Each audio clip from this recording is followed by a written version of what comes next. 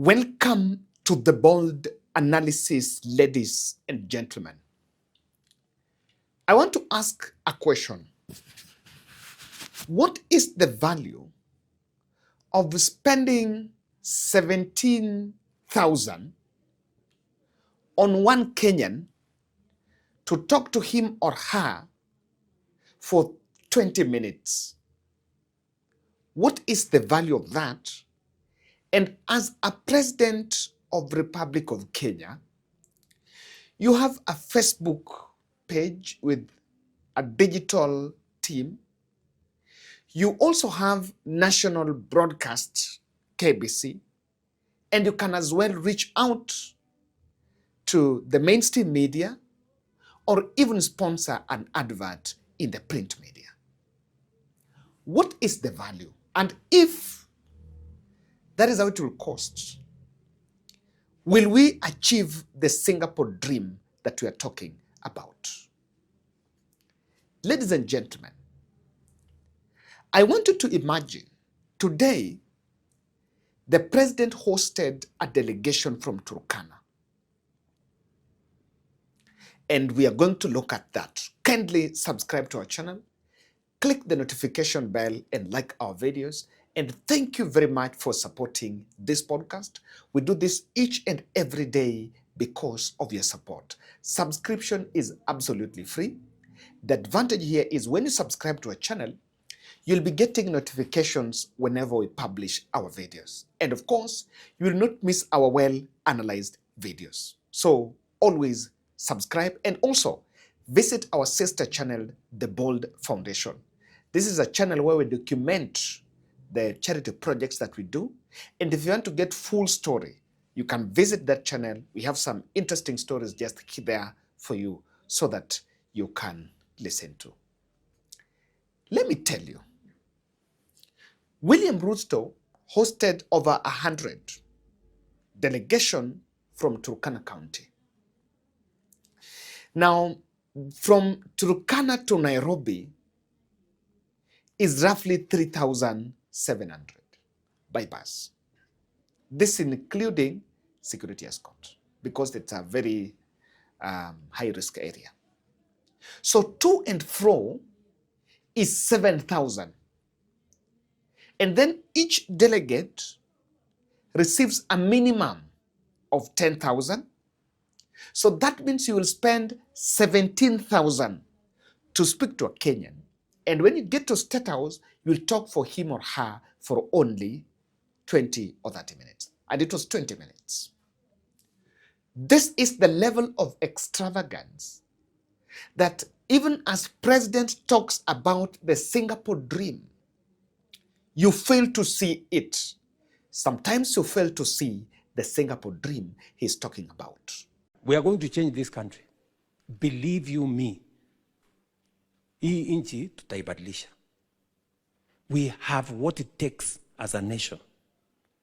There is no reason why we cannot catch up with Singapore, Malaysia, South Korea. There is no reason we can catch up with them if we just make the right decisions.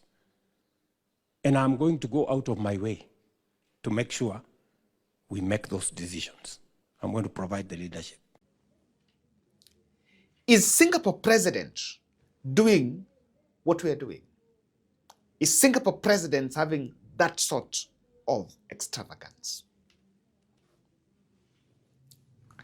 And I'm saying this because today I saw the usual photos that whenever people troop to Statehouse, the state is only looking for photos of people chanting two-term. And you can look, you can see this. You can see the two-term photos all over shared. Probably to show the country that the country is two-term, that the regime is a two-term regime. But I need to tell Wanjiku need to be very wary. Kenyans, you really need to examine these people telling you about two-term. Can I tell you why? I want us to watch this video from Obina. There was a gentleman who is a two-term crusader.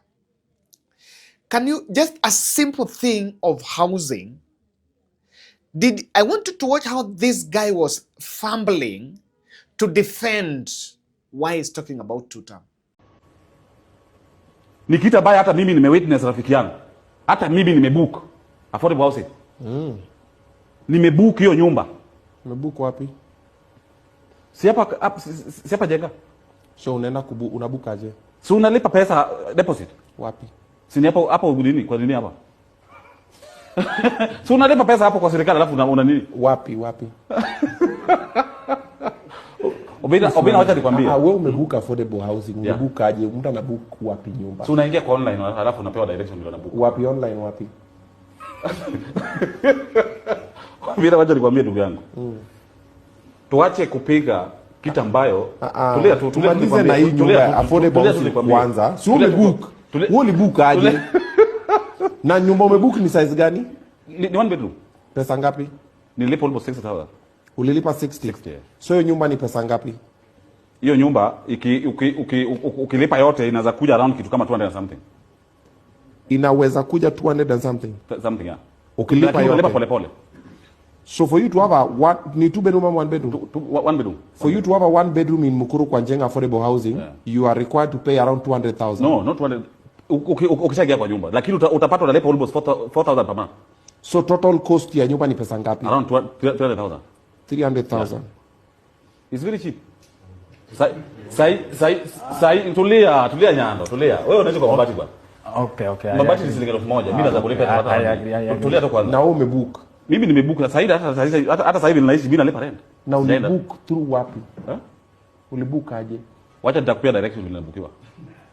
Si Wakenya wengine pia nataka kubook. Nitakupia direction. We all want affordable housing. Nitakupia direction. Even mimi nataka nilipe rent ya ndio nitakupia direction mtu ambaye anasimamia hiyo kitu. Boss mimi si deal nao sana. Mimi deal naye. So nitakupia direction bila udeal na ongea naye atakuonyesha vile inafanya. So ulionyeshwa venye utafanya. Yeah. But ukumbuki. Mambo ni mingi. Okay. You are supporting one term. Yes. Why? Obina, nimesikia vile ndugu yangu amesema points zake hapo, lakini kwa wale wenye wako na akili wanaona tu Gundo anaongea vile alisema tu Gundo anaongea. Obina, kwa mambo ya affordable house amesema mimi napinga sana na naishi kwa nyumba ya mabati. Before I go to my point, I want to rebuttal what he said. Okay. Jamaa amesema hapa Gun amesema hiyo nyumba unafaa ulipe 200 and something. Alianza na 200 akajump kafika 300. Eti unafaa ulipe 4,000 per month. Na hii nyumba ndio ikuwe yako, unafaa ulipe more than 10 years I think.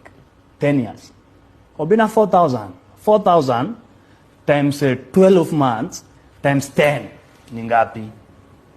Calculator iko tu hapa. Aya 4,000 era kuishi. Haujui hata hiyo kitu ni nini. We bora tu ulishaambiwa na baba na Ruto kitu iko sawa. Unajua hawa watu wa magunzi huwa wanaamuliangwa maneno na baba. Hata baba sahii akisema bwana mimi nataka hizo vitu zote zenye Ruto anafanya hapo kwa Statehouse ni mbaya zote. Kesho huyu ndo atakuja ageuke. Tell me, first, the house is saying that is paid 4,000 is not a one bedroom. It is the social house. It is the social house. So it's not even a one bedroom. Do you even realize it doesn't have the facts? Number two, did you hear the person did not even mention Bomayangu? And I know when Obina was asking that question just to find out whether this guy is going to talk about Bomayangu. Did this guy mention even e-citizen? Does that guy sound like someone who even knows how to get affordable house in Kenya? He doesn't know. And so, it is easy for politicians to make you think and to box you into a totem chant. But do you have the details? Let me give you a good example. A student, I was just called by a student from Migori. This student is supposed to pursue Bachelor of Commerce in Kaimosi University. The fee is 100,000 semester 1, 80,000 semester 2. This student got C+, ameitwa na JAB. I have another one who asked me, Kevin, take me to TVET. I am leaving university because the fee is 100,000. That funding model that was supposed to show me how much I am paying is not working, and hawajawai nilipia, and now I have to drop out of school. This is the information that when the president is talking in Statehouse in September, where students are joining university, this is the conversation we should have. Do the one-time people know about it? University education is being killed. And now, what is the essence? And I started it. What is the essence of spending around 17,000 while you, all this you want to say, you will go to KBC, they will run a poster and will talk to the whole country.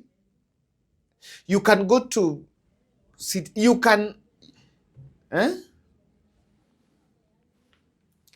with this level of extravagance, and then you're talking about it. I understand. The team that left Statehouse are stranded in town because of logistics challenges. Remember, they're also supposed to be given security. So for the team delegation from Turkana, they also have to be escorted, and there've been a challenge. And so amekuja Statehouse, we've been given 10,000. Is this an empowerment? And if you want to talk to people about what government is doing, why must you pay them? Come on. You're telling Kenyans good things. Why must you pay? Is it really just buying loyalty? And because probably if you don't pay, they will walk out of that place and maybe not support what you're saying. And if you want to know, the Statehouse meeting by the Turkana delegation was a big flop. I want you to look at 3 promises from the president. The first promise, Kenya is going to pay SHA for 1.5 million Kenyans that have failed, that are unable to pay. I want you to listen to this because there is something I want us to get. In accordance with their income. Sindio? Sisi tulia na mshahara kubwa, mimi nalipa 40 every month, 40,000. Nilikuwa nalipa 1,000. Because it was not fair. Ama namagani, my friends? Na sasa tumesema wale hawana uwezo ya kulipa hata hiyo 300. Sasa kwa sababu sisi tunalipa zaidi, we have the money now to pay for them, wale ambao hawana uwezo wa kulipa. So from next week, God willing, from next week, we are now going to pay for the 1.5 million Kenyans who have no capacity to pay. We will pay for them. Sijui kama tumekubaliana watu wa Turkana. So we have changed. And I am very happy that hata kama watu wananipigia kelele wale wanalipa zaidi, lakini that is how we are going to have a nation where nobody has to sell their property. Mtu asiuze shamba, mtu asiuze ng'ombe, ati anaenda kulipa bili ya hospitali. Na ndio sasa hapo kwa SHA tumesema kila mtu ajiandikishe. Na unajiandikisha for 2 reasons. Number 1, so that you get free treatment kwa outpatient, all outpatient. Yule mtu unaenda hospitali. Unaenda hospitali. Dispensary, health center, level 3, level 4, sub-county hospital. Unaenda hapo, unatibiwa, unadungwa sindano, unapatiwa dawa, unaenda nyumbani na usiitishwe hata shilingi moja. You go home. Wacha niulize. Do you know in this country, we are almost more than 50 million. According to data from SHA, almost 22 million people have registered.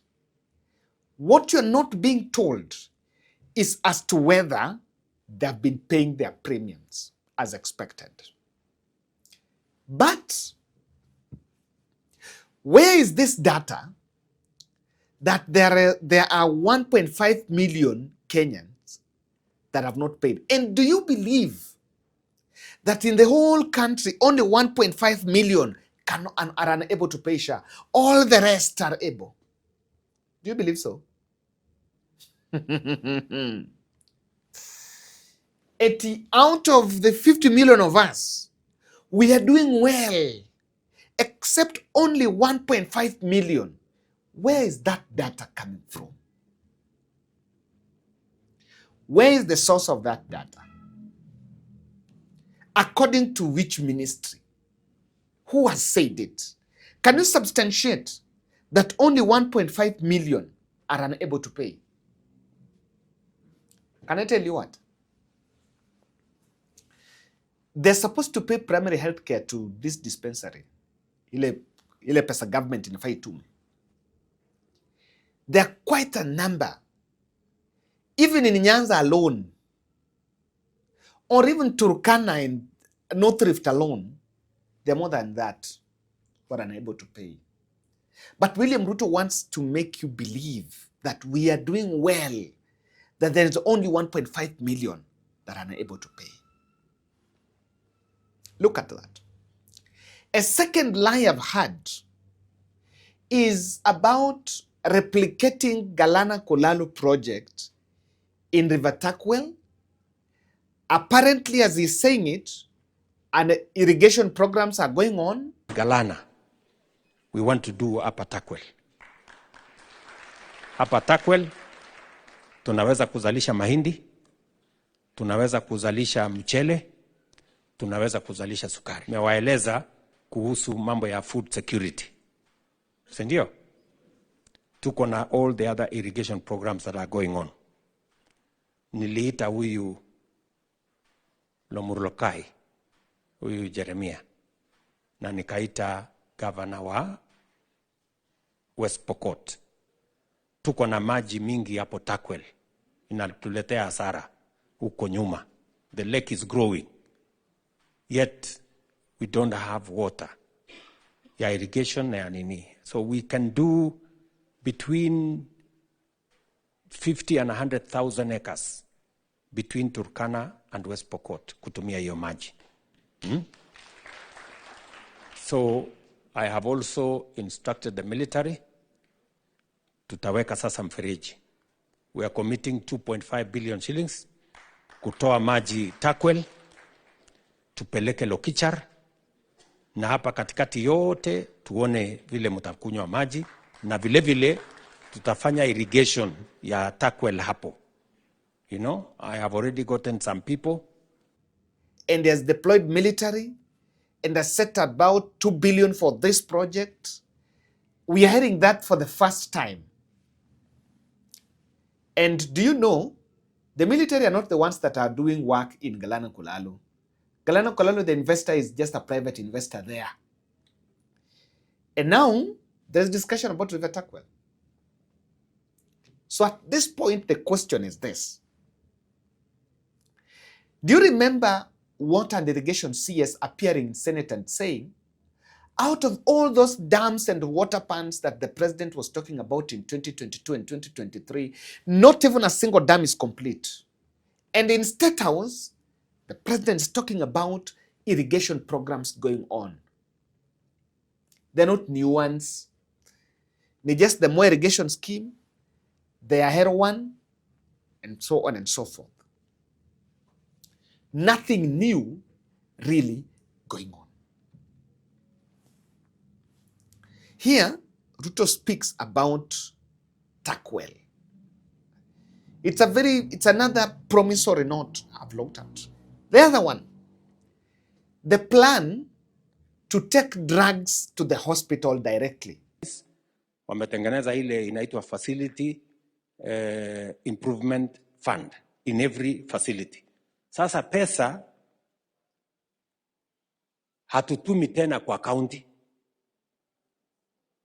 Hospitali kama ni dispensary, tunatuma pesa direct to the dispensary.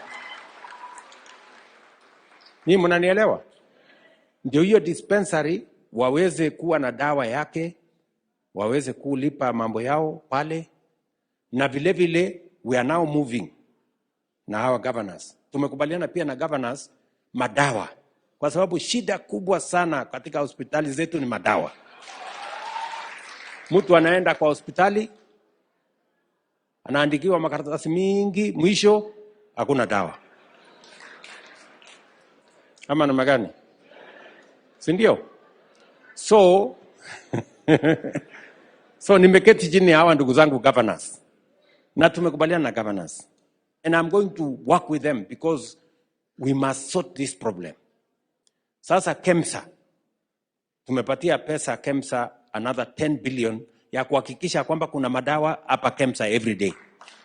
Sasa ile kazi iko. I don't know the county there's normally county warehouse. And that is another enticing statement for the audience.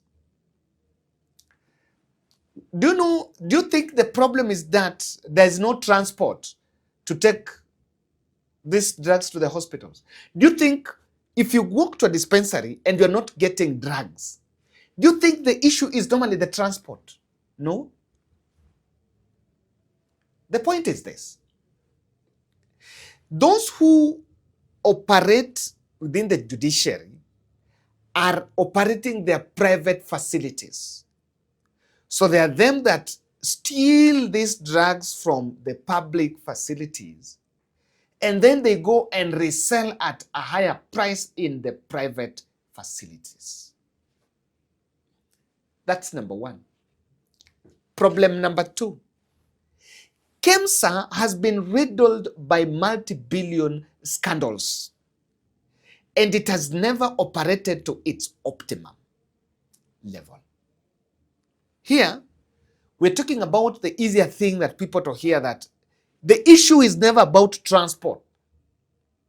But down ikitoka KEMSA, before ifike Nduru dispensary in my village, another private facility is down here. I've taken it. How many did I hear Duale saying we need to get a budget to ban drugs that have expired? Why should we have drugs that have expired in a country where dispensaries cannot be able to fill that? And the Turkana delegates stranded after that move that didn't work.